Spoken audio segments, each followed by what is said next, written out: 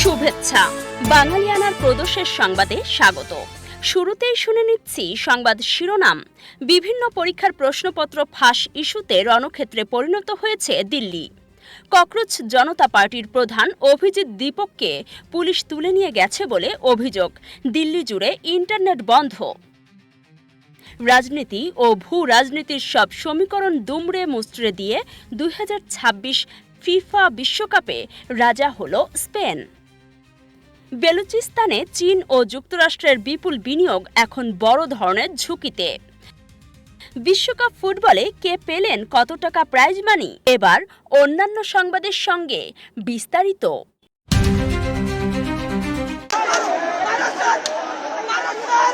মেডিকেলের নিট সহ বিভিন্ন পরীক্ষার প্রশ্নপত্র ফাঁস ইস্যুতে রণক্ষেত্রে পরিণত হয়েছে ভারতের রাজধানী দিল্লি।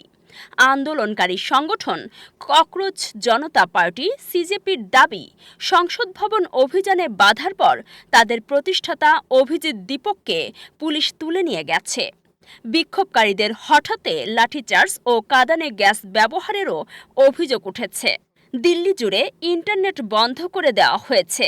আন্দোলনকারীরা কেন্দ্রীয় শিক্ষামন্ত্রী ধর্মেন্দ্র প্রধান ও প্রধানমন্ত্রী নরেন্দ্র মোদীর পদত্যাগ দাবি করছেন। এই চরম উত্তেজনার মাঝেই কেন্দ্রীয় স্বরাষ্ট্রমন্ত্রী অমিত শাহের সঙ্গে শিক্ষামন্ত্রী ধর্মেন্দ্র প্রধানের রুদ্ধদ্বার বৈঠক রাজনৈতিক জল্পনা আরও বাড়িয়ে দিয়েছে। অন্যদিকে প্রতিনিধি দল স্বাস্থ্যমন্ত্রী জেপি নাড্ডার কাছে স্মারকলিপি জমা দিয়েছে। একই ইস্যুতে দীর্ঘদিন আমরণ অনশনরত সমাজকর্মী সোনম ওয়াংচুক 20 জুলাই 3 শর্তে অনশন প্রত্যাহারের ঘোষণা দিয়েছেন বলে জানা গেছে। পরিস্থিতি নিয়ন্ত্রণে পুলিশ কড়া নজরদারি রাখছে।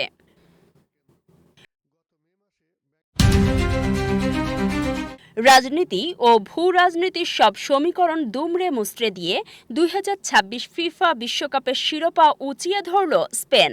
অথচ যুক্তরাষ্ট্রের মাটিতে আয়োজিত এই আসরে খেলতে আসার আগেই অনাকাঙ্ক্ষিত বাধা পেতে হয়েছিল স্প্যানিশদের।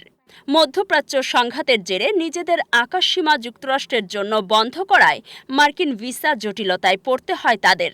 টুর্নামেন্ট শুরুর আগেই এই অপমানের পাশাপাশি মুসলিম খেলোয়াড়দের উপস্থিতি ও তারকা নির্ভর ইমেজের ঘাটতি নিয়ে স্পেনের সম্ভাবনা নিয়ে উঠেছিল নানা প্রশ্ন।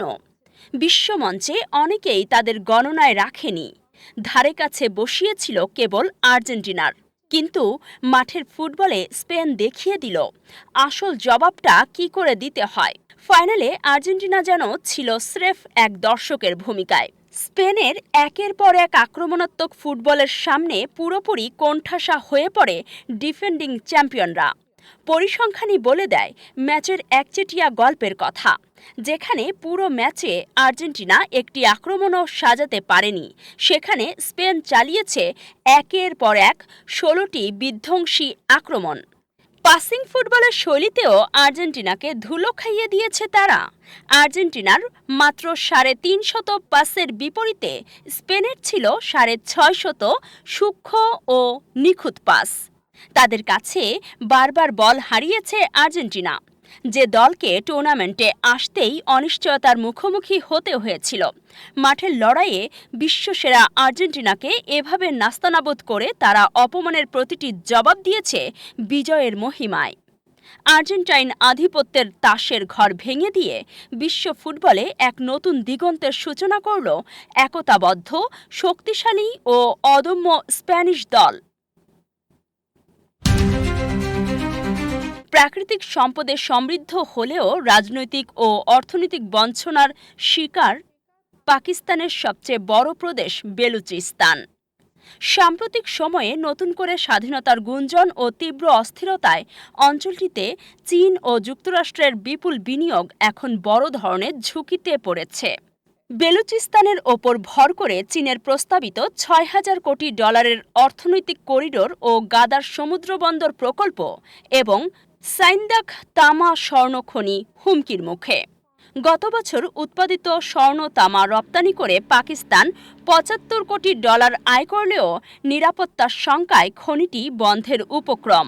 এছাড়া খনিজ খাতে যুক্তরাষ্ট্রের $50 কোটি সম্ভাব্য মার্কিন বিনিয়োগও অনিশ্চয়তায় পড়েছে। অস্থিরতার পেছনে সম্পদের মালিকানা ও বঞ্চনাকে দায়ী করছেন বিশেষজ্ঞরা। তবে বেলুচিস্তানের মুখ্যমন্ত্রী সরফরাজ বুগতি এই স্বাধীনতা বিষয়ক তথ্যকে অপপ্রচার আখ্যা দিয়ে পাকিস্তান বেলুচিস্তানের সম্পর্ককে অবিচ্ছেদ্য দাবি করেছেন।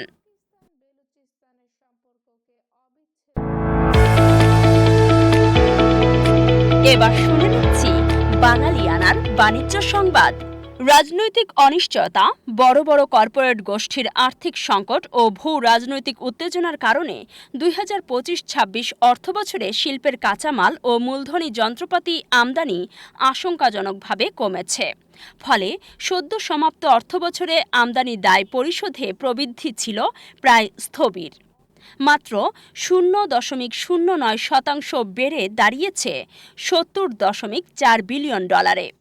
কাঁচামাল আমদানি 3.33% এবং মূলধনী যন্ত্রপাতি আমদানি 10.68% কমায় নেতিবাচক প্রভাব পড়েছে রপ্তানি খাতেই, যা 0.58% কমে $48 বিলিয়ন নেমেছে।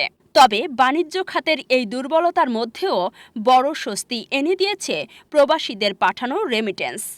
এক বছরে রেকর্ড 17.3% প্রবৃদ্ধি নিয়ে প্রবাসীরা পাঠিয়েছেন $35.5 বিলিয়ন। শক্তিশালী রেমিটেন্স ও নিয়ন্ত্রিত আমদানির প্রভাবেই বছর শেষে বৈদেশিক মুদ্রার রিজার্ভ দাঁড়িয়েছে $32.9 বিলিয়ন।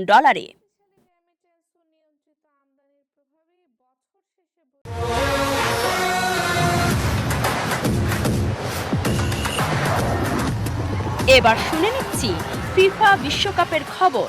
ইতিহাসের সবচেয়ে বড় 48 দলের বিশ্বকাপের সমাপ্তি ঘটল স্পেনের জয়ের মধ্য দিয়ে। চ্যাম্পিয়ন হওয়ার গৌরব অর্জনের পাশাপাশি টুর্নামেন্টের সর্বোচ্চ প্রাইজ মানি হিসেবে $5 কোটি বা প্রায় 600 কোটি টাকা পেয়েছে স্পেন দল। সেই সঙ্গে ঐতিহ্যবাহী ট্রফির পাশাপাশি এবারই প্রথমবারের মতো বিজয়ী দলের খেলোয়াড়দের হাতে ফিফা তুলে দিয়েছে বিশেষ চ্যাম্পিয়নশিপ রিং। টুর্নামেন্ট জুড়ে অসামান্য নৈপুণ্য দেখিয়ে ব্যক্তিগত পুরস্কারগুলোতেও আধিপত্য দেখিয়েছে স্প্যানিশ তারকারা। স্পেনের জমাট রক্ষণের শেষ প্রহরী উনাই সিমন জিতে নিয়েছেন সেরার স্বীকৃতি গোল্ডেন গ্লাভ। গোটা টুর্নামেন্টে 7টি ক্লিনশিট রাখা সিমন মাত্র একটি গোল হজম করেছেন। সেই সঙ্গে টানা 649 মিনিট নিজের জাল অক্ষত রেখে বিশ্বকাপে নতুন বিশ্ব রেকর্ড গড়ার কৃতিত্ব দেখান বিলবাওয়ের এই গোলরক্ষক। অন্যদিকে আসর জুড়ে স্পেনের রক্ষণভাগকে দুর্ভেদ্য দুর্গে পরিণত করা মাত্র 19 বছর বয়সী বার্সেলোনা ডিফেন্ডার পাউ কুবার্সি জিতে নিয়েছেন সেরা উদীয়মান বা তরুণ খেলোয়াড়ের পুরস্কার। ফাইনালে রানার্স আপ হওয়া আর্জেন্টিনা ও দলের অধিনায়ক লিওনেল মেসি পেয়েছেন $4 কোটি প্রাইজ মানি। টুর্নামেন্টের সর্বোচ্চ 10টি গোল করে গোল্ডেন বুট নিজের করে নিয়েছেন ফরাসি ফরওয়ার্ড কিলিয়ান এমবাপ্পে। আর অলরাউন্ড নৈপুণ্য দেখিয়ে পুরো টুর্নামেন্টের সেরা খেলোয়াড় হিসেবে গোল্ডেন বল উঠেছে আর্জেন্টিনার অধিনায়ক লিওনেল মেসির হাতে। এছাড়া তৃতীয় ও চতুর্থ হওয়া ইংল্যান্ড ও ফ্রান্স পেয়েছে যথাক্রমে $3.70 কোটি ও $3.50 কোটি।